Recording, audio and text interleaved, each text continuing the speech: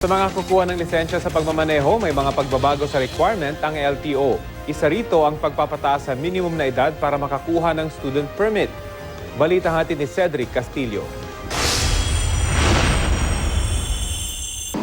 Simula sa ikalawang linggo ng Nobyembre, goodbye na ang mga Sweet 16 sa pagnanais na makapagmaneho. Ang bago kasing minimum age requirement na ipatutupad ng Land Transportation Office o LTO, 17 anyos para makakuha ng student permit to drive.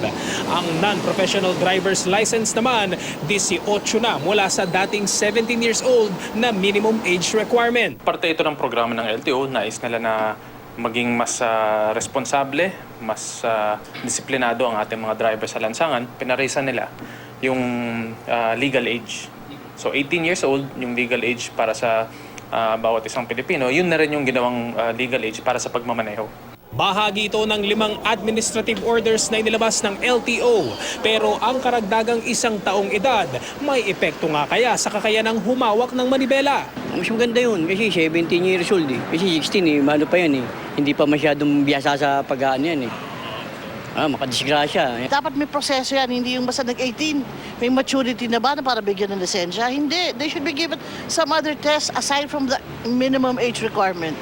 I think it's a good thing. Sa ngayon, 5 buwan ka lang may student permit o 4 na buwang naka-non-pro. Pwede nang mag-upgrade para maging professional ang license. Sa bagong patakaran ng LTO, 6 na buwang student permit muna bago mag-professional license para sa light vehicles. At 1 taong non-pro naman muna bago makapag-apply ng professional na lisensya kung heavy vehicles ang imamaneho.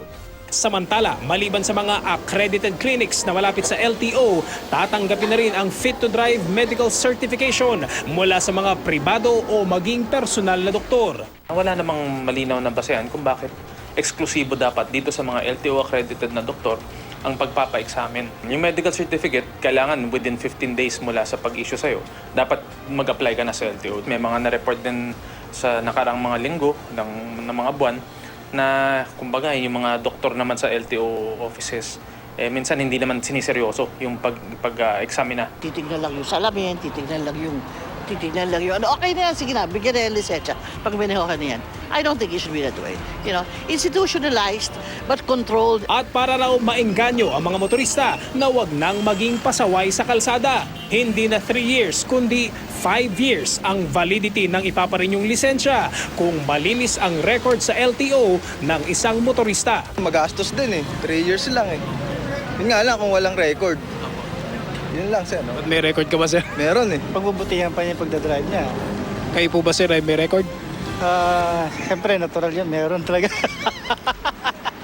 Patay. Pero minor lang, sir. Obstruction lang. Okay, sige, sir. Talagang ang ini-instill natin dito, disiplina. Hindi pwedeng pipiliin mo kung saan ka disiplinado. Cedric Castillo, GMA News.